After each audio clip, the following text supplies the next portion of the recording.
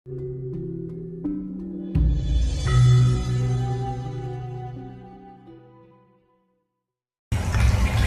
intinya ya kita lebih waspada aja dengan segala kondisi alam yang sedang tidak menentu. Pada intinya ya, karena selamat atau tidak itu tergantung pada diri kita sendiri.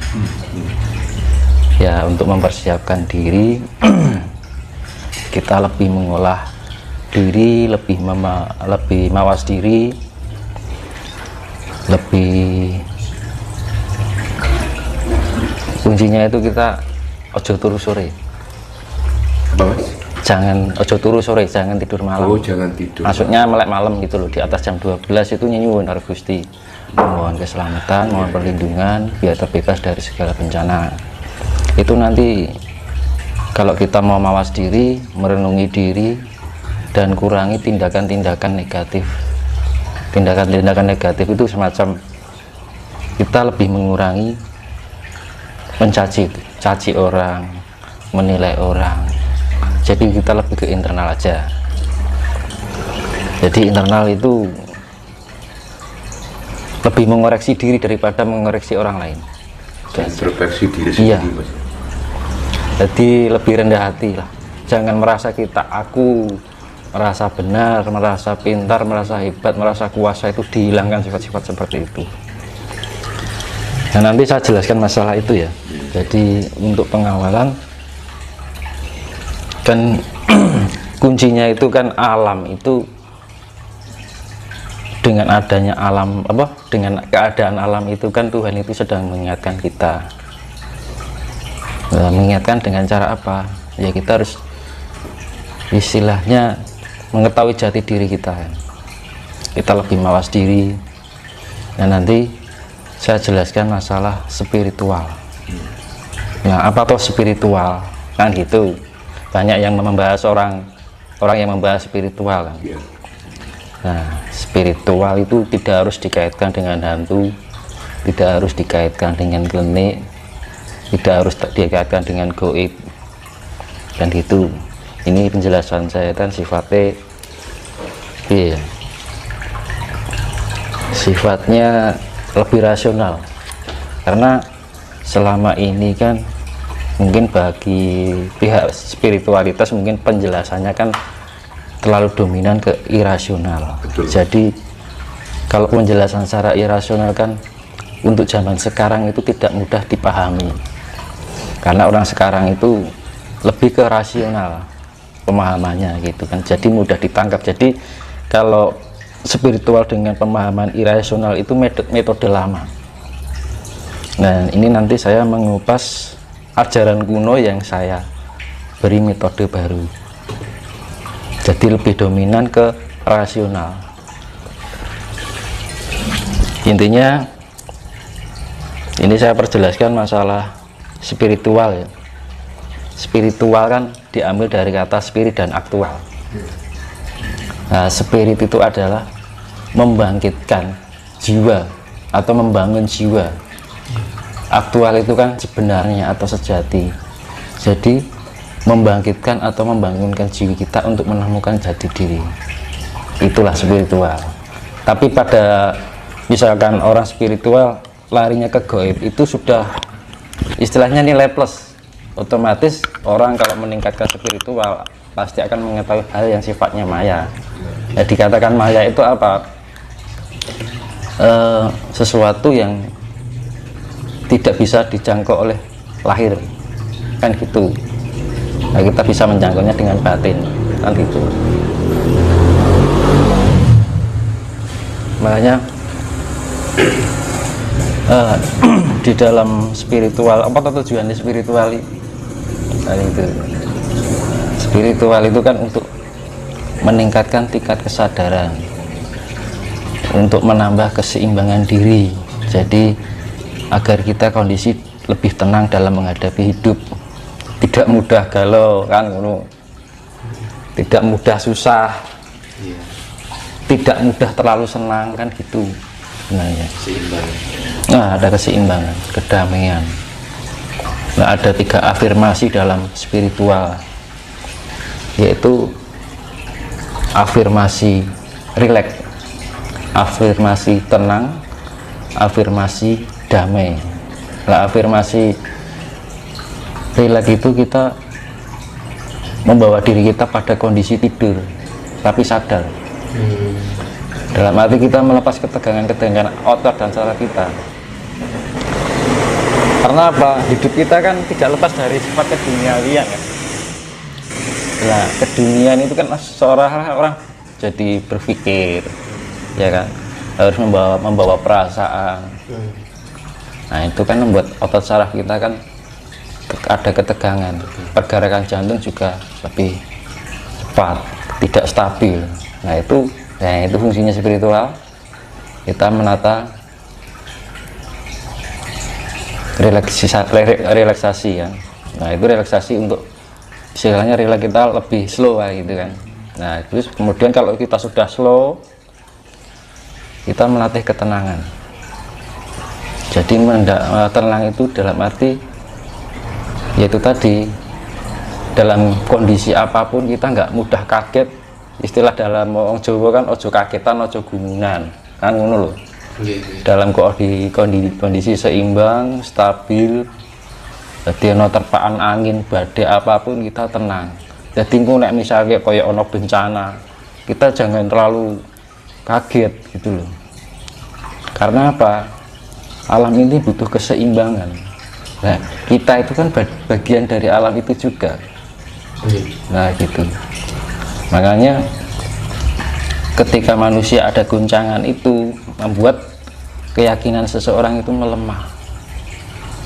Gitu. Ini kan seperti yang saya jelaskan di video sebelumnya yang tetap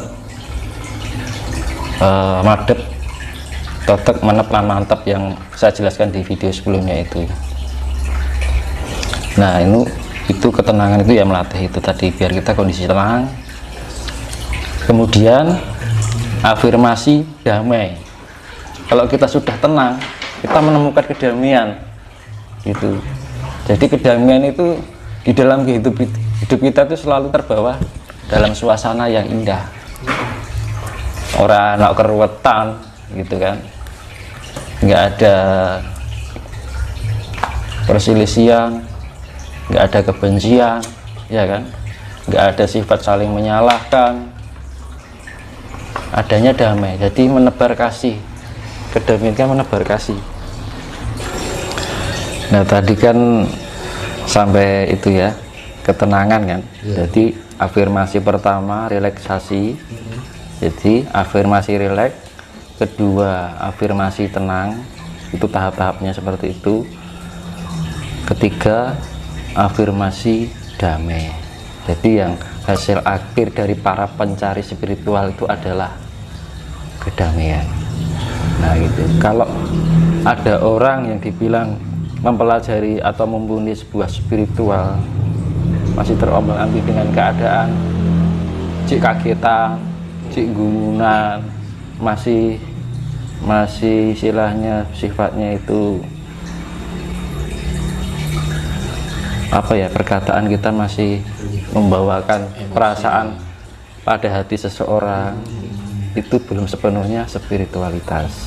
Karena yang spiritualitas itu kita lebih bisa membawakan diri pada bagaimana kita menghargai seseorang, kita menghormati seorang, dan gitu. Menguripkan sih digulai lah tentrem. Benar-benar. Iya mas. Kalau mencapai spiritualitas itu tadi, pripun? Nah, itu kan ada dua. Itu kita dengan melatih keheningan. Keheningan itu menata diri, sekobatin, kan gitu. Kita lebih rendah hati, lebih menatap diri, lebih mawas diri. Jadi mawas diri itu kita lebih memahami diri kita sendiri. Kedua, memahami orang lain. Itu kalau kita bisa memahami perasaan orang lain kan iso nepake karo awake dhewe. Kan gitu. Jadi kasih sayang lah yang tinggi. Karena dunia ini yang diperlukan adalah kasih sayang.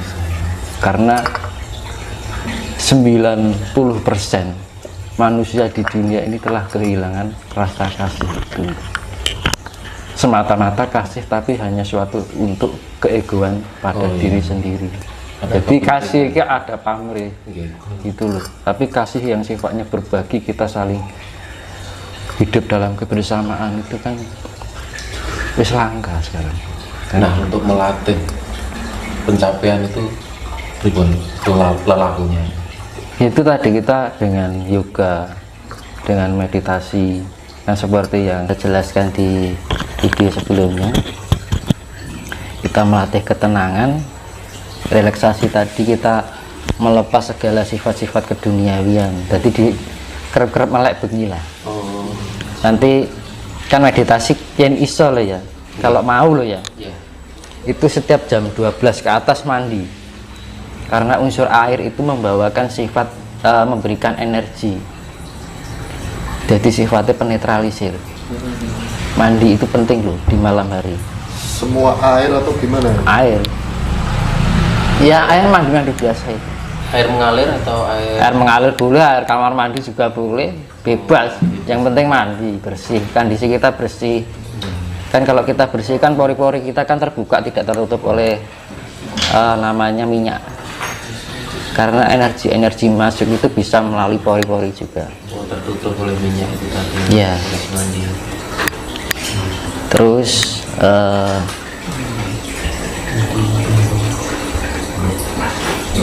jadi habis mandi kita lebih perenungan ya, karo ngeti langit, cara Islami tafakur.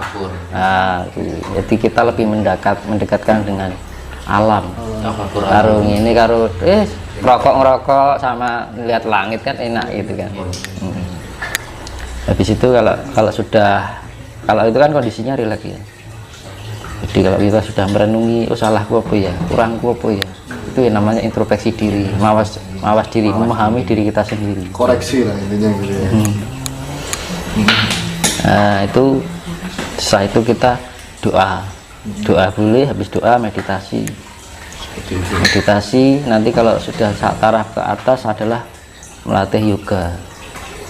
Yoga itu penyatuan unsur cipta rasa karsa jiwa, cipta rasa jiwa lan raga itu menyatu sinkron. Itu tahapnya sudah di atasnya meditasi sebenarnya kan gitu.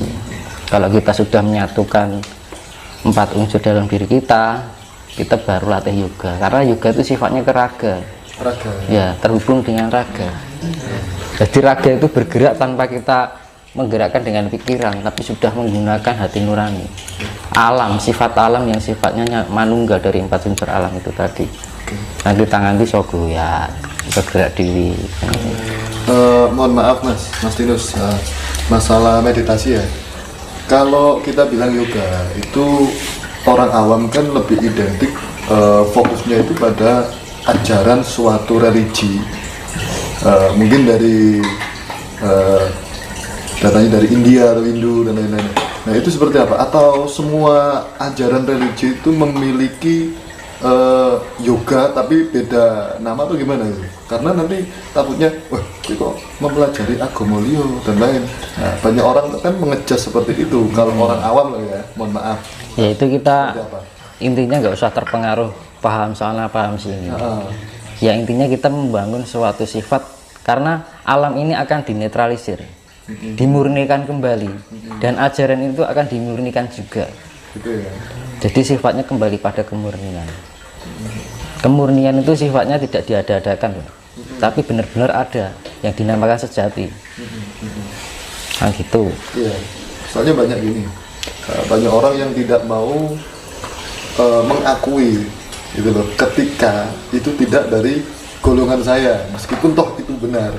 Nah itu cara menyikapi hal-hal semacam itu seperti apa gitu. Ya kita yang ngomong Jawa ki enek anak orang yang seperti itu, kita hanya diam dan mengamati saja gitu ya. Gitu. Yang penting ya wis lah, ben ngono ben ngono kan ngono. Up to you ya. Nah gitu, kita jadi hidup itu kok ndak kayak kita katut kegowo, malah pikiran kita terbawa negatif. Benar. Nah Sugesti gitu. ya. Nah, yang penting akhirnya nanti ujung-ujungnya kita menilai orang lain, iya kan? Ngejudge. Terus akhirnya lali cara ini menilai diri kita sendiri. Jadi ada 3 pemahaman dalam hidup ya, itu kalau saya ambil 3P. P pertama itu adalah pengalaman. Pengalaman itu sesuatu yang dialami dari segala perbuatan kita sehari-hari, itu pengalaman dari proses waktu ya. Kedua itu adalah pengamatan, sesuatu yang diamati dari 5 panca indera kita ya. Kalau kita sudah mengamati dari pengalaman dan pengamatan itu, wis paham, baru kita bisa menerapkan dalam diri kita. Syukur-syukur tinggu wong liya, kan gitu. Karena enaknya hidup itu saling berbagi, gitu. Dan bisa manfaat. Dan jangan sampai kalau sudah pintar, jangan merasa diri kita pintar, karena asalnya pintar itu di sekolah bodoh kan gitu. Benar. Kita bisa menjadi kaya asalnya dari miskin kan gitu. Itu namanya wong Jawa ngarani wong ki ngrumangsani gitu. Oh gitu. Kita menjadi besar asalnya dari kecil. Nggak mungkin tau tadi gede mesti tadi bayi sik tau. Kan gitu. Barang enak cah cilik ngene dilokke kuwi cah bayi kan. Enggak. Walaupun itu anak yang di usia muda, itu dihargai. Jadi sifat menghargai itu tidak pandang usia. Justru kita yang lebih tua dari, misalkan lebih muda, kita memberikan contoh yang baik dan memberikan dukungan yang baik. Benar. Itu Iya. itu yang namanya hamemayu hayuning sasono. Jadi kita lebih memberikan motivasi. Kalau kita sudah merasa pintar atau nggak merasa pintar, kalau kita sudah bisa memahami, kita memberikan motivasi yang tidak mengerti biar mengerti, ayo toh. Itu ada kebersamaan. Tapi nek rumah so pinter terjadi perselisihan. Nah, dunia ini kan hancur-hancuran gara-gara itu kan. Nah, ini mau sampai kapan gitu.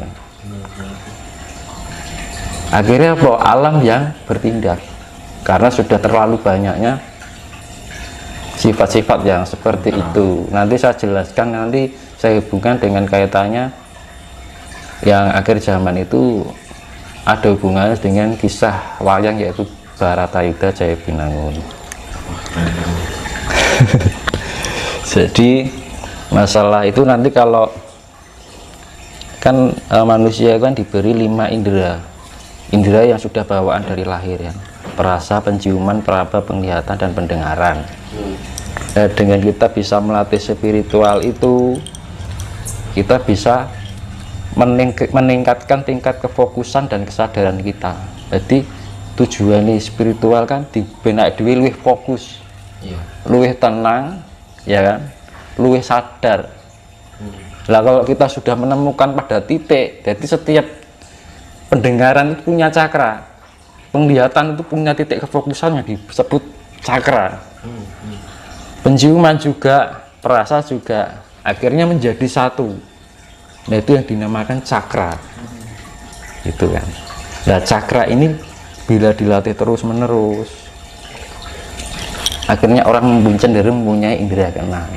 Nah, makanya orang spiritual itu membangun diri, membangun apa namanya potensi yang ada di dalam diri, yaitu jiwa kita, roh kita. Akhirnya orang cenderung mesti mengkait-kaitkan